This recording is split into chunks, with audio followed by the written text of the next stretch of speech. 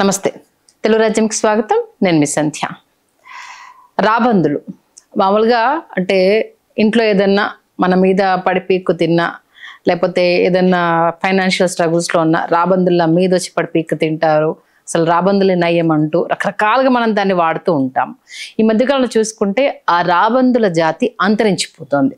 దానికి ప్రధాన కారణము కళేబరాల్లో విషతుల్యమైన పదార్థాలు ఉండడం వల్ల ఇవి అంతరించిపోతున్నాయనేది ఇప్పుడు ఒక వార్తా కథనంలో వచ్చిన పత్రిక.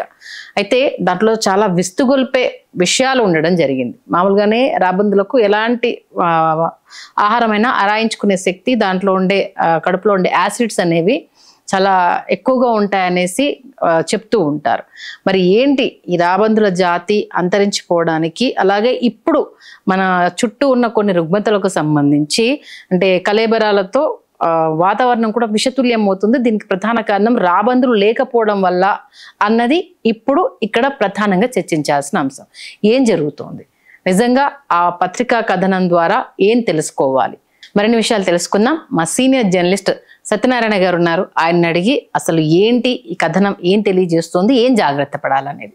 సత్యనారాయణ గారు నమస్తే. నమస్తే. నిజంగా అంటే చూస్తే భయపడిపోతారు. రాబందులు కనిపిస్తున్నాయనంటేనే పైన తిరుగుతున్నప్పుడు ఏదో అయిపోయింది అనేసి అని ఈ కళేబరాలను పీక్క తినడం కానీ అంత అంటే వ్యర్థాన్ని తిని అరాయించుకునే శక్తి ఉన్నవి అవే చనిపోవడం, అంతరించిపోవడం అని అంటే ఇన్డెప్త్ గా మనకేదో మెసేజ్ అనేది ఇక్కడ కనిపిస్తుంది. ఏంటి అసలు అది? అంటే రాబందుని మనం నెగిటివ్గా చూస్తాము, కానీ అది ఏం చెప్పాలంటే ఇట్స్ స్కావెంజర్. అంటే స్కావెంజర్ అంటే మనకి మామూలుగా ఎన్ని శుభ్రం చేస్తారు కదా, మామూలుగా టాయిలెట్స్ అన్ని శుభ్రం చేసేవాళ్ళని స్కావెంజర్స్ అని, పాకి పని వాళ్ళని. రాబందులు ఆ పని చేస్తాయి. ప్రకృతిలో మొత్తంగా కూడా మనకి చాలా కర్కాసెస్ ఉంటాయి. అంటే కళేబరాలు, మృత కళేబరాలు, ఇవన్నీ మనం పశువులు చనిపోయినాయి అవన్నీ దూరంగా పడేస్తాం. పడేసినప్పుడు అవి కుళ్ళిపోయినప్పుడు రకరకాల బ్యాక్టీరియాలు, రకరకాల వైరస్లు ఇవన్నీ వచ్చేసేసి అవి నీళ్ళల్లో కలవటం, ఇవన్నీ కలిసినందువల్ల జబ్బులు వస్తాయి. అందుకని ప్రకృతిలో ఈ రాబందులు ఇప్పటి వరకు ఏంటంటే ఆ కళేబరాలని క్లీన్ చేస్తుంటాయి, తినేస్తూ ఉంటే అవి తింటే మళ్ళీ అంటే అంత బ్యాక్టీరియా, అంత వైరస్ ఉన్నా సరే దాన్ని అవి అరాయించుకోగలవు. ఎందుకంటే దాని కడుపులో ఉండే యాసిడ్ కంటెంట్ అంత ఎక్కువగా ఉంటుంది. ఉండటం వల్లే ఇన్నాళ్ళ నుంచి ప్రకృతిలో ఈ చాలా వరకు స్కావెంజింగ్ పని అదే చేస్తుంది. ఈ మృత కళేబరాలకు సంబంధించింది మనం ఏదో తీసుకెళ్ళి అక్కడ దూరంగా పడేస్తాం, కానీ అది ఏమైందో మనం పట్టించుకోం. ఇవి నెమ్మదిగా తిని అటన్నిటిని క్లీన్ చేస్తూ ఉన్నాయి. రాబందులు చాలా ఎక్కువగా ఉండేవి. కానీ ఈ మధ్యకాలంలో వార్విక్ యూనివర్సిటీ వాళ్ళ అబ్జర్వేషన్ ఏంటంటే సడన్ గా రాబందులు అంతరించిపోతుంది.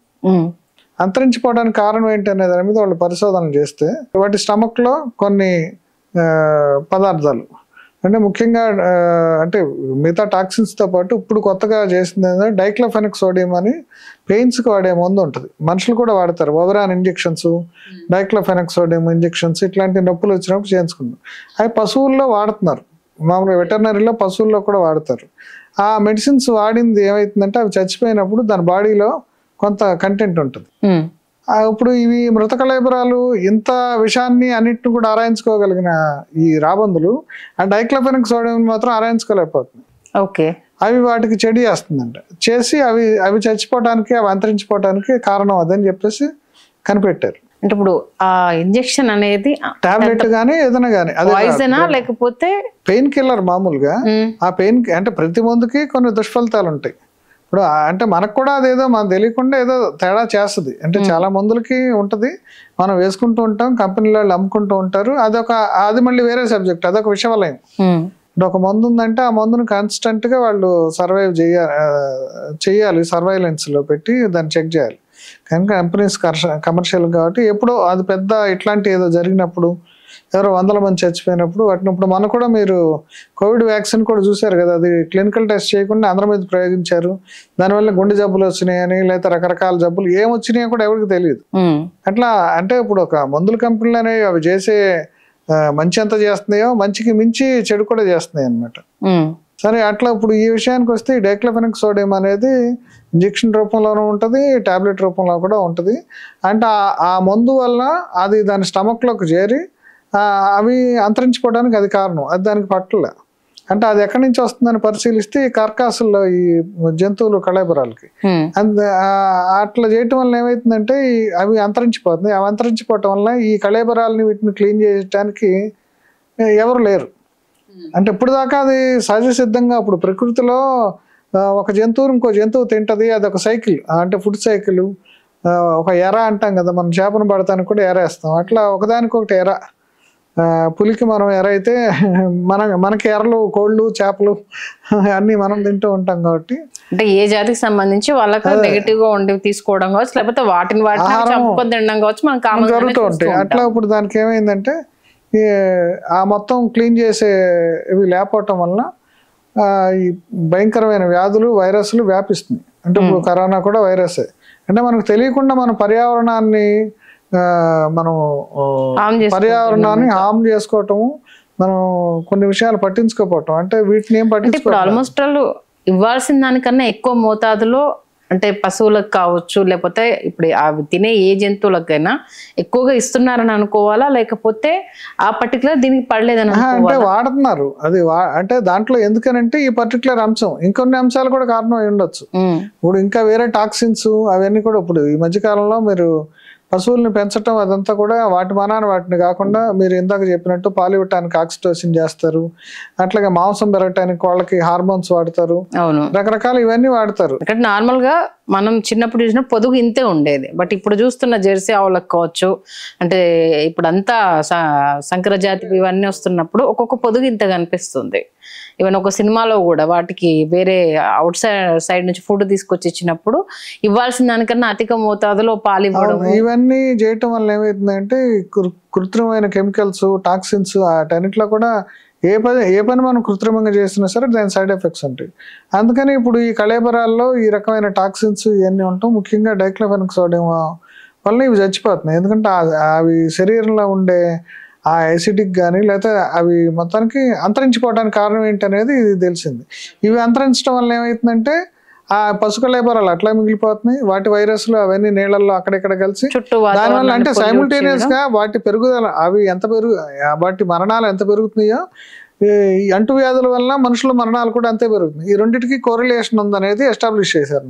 ఓకే, అంటే మామూలుగానే మనం రోజు ఉదయం లేచి బ్రష్ చేసుకొని స్నానం చేయకపోతే 2 రోజులకు ఎలా మన మీదనే, అంటే ఆ స్మెల్ కావచ్చు మనం భరించలేము. ఆబ్వియస్గా అవి రాబందులు తినకపోవడం వల్ల అటు గాలి పొల్యూట్ అవ్వడం, నేల పొల్యూట్ అవ్వడం, వాటర్ పొల్యూట్ అవ్వడం, వీటన్నింటి వల్ల ఒక రాబందు చేయాల్సిన ఒక్క పని చేయకపోవడం వల్ల ఇన్ని వైరస్ వ్యాధులు, అంటు వ్యాధులు ఇవన్నీ స్ప్రెడ్ అవటం ఎక్కువ అవుతుంది. అవి ఎక్కువ స్ప్రెడ్ అవటం వల్ల ఎక్కువ మంది మనుషులు చచ్చిపోతున్నారు. అంటే సైమిల్టేనియస్ గా రాబందుల మరణానికి, మనుషులు అంటువ్యాధుల ద్వారా చచ్చిపోవడానికి మధ్య ఒక రిలేషన్షిప్ ని వాళ్ళు ఎస్టాబ్లిష్ చేశారు. ఓకే, అంటే సింపుల్ గా అంటే భూమి మీద ఉండే ప్రతి జీవికి, మనిషికి తెలియకుండానే ఎక్కడో ఇంటర్లింక్ ఉంది అనేసి. నిజంగా అంటే ఫుడ్ సైకిల్ ఉంటది కదా, ఫుడ్ సైకిల్లో మనం అవి మొక్కలు ఉంటాయి, జంతువులు ఉంటాయి, మనం ఉంటాం, మనం వాటిని తింటూ ఉంటాం, వాటిని పురుగులు తింటూ ఉంటాయి, పురుగుల్ని కూడా తింటూ ఉంటాయి. ఈ సైకిల్, ఫుడ్ సైకిల్ ఎక్కడ సైడ్ బ్రేక్ ఎందుకు అవుతుందంటే ఈ మొత్తం ఇంతకుముందు టాక్సిన్స్ లేవు, దానికి కెమికల్స్ యూజ్ లేదు. ఇప్పుడు అన్ని మనం కృత్రిమంగా ఏదైనా ప్రకృతిలో ఒక కెమికల్ అది దానంటే అది ప్రొడ్యూస్ అయితే తప్ప, ఈ విపరీతంగా పెస్టిసైడ్స్, విపరీతంగా ఈ పురుగుల మందులు ఇవన్నీ వాడటం వల్ల చాలా జంతువులు చచ్చిపోతున్నాయి. ఈవెన్ పిచ్చుకలు కూడా మనకు కనపడట్లేదు. నిజంగా మంచి ఇన్ఫర్మేషన్ ఇచ్చారు సార్. ఇప్పటికన్నా కొంత ఏం జరుగుతుంది అనేది, చుట్టూ ఉన్న వ్యక్తులు కూడా ఎలాంటి ఇంజెక్షన్స్ ఇస్తున్నారు, ఏం జరుగుతుంది, ఆ ఇంజెక్షన్ వల్ల అంత యాసిడ్ను ఆరాయించుకునేంత శక్తి ఉండేవి కూడా ఆరాయించుకోలేకపోతున్నాయి అంటే ఇంకా అయితే దారుణంగా ఉన్న పరిస్థితి అర్థమైపోతుంది. థ్యాంక్ యూ సత్యనారాయణ గారు. Please do subscribe to Telugu Rajyam channel. Please do subscribe to Telugu Rajyam channel. Please do subscribe to Telugu Rajyam channel. Hi అండి, నేను మీ ఆర్పీని, నెల్లూరు పెద్దారెడ్డి చేపల పులుసు ఓనర్ని. మీరు తెలుగు రాజ్యం అనే ఈ యూట్యూబ్ ఛానల్ సబ్స్క్రైబ్ చేసుకుని మంచి మంచి వీడియోలతో వస్తారు. Thank you so much. Hi people, I'm Sonakshi Verma and you please watch Telugu Rajyam and please subscribe to the channel.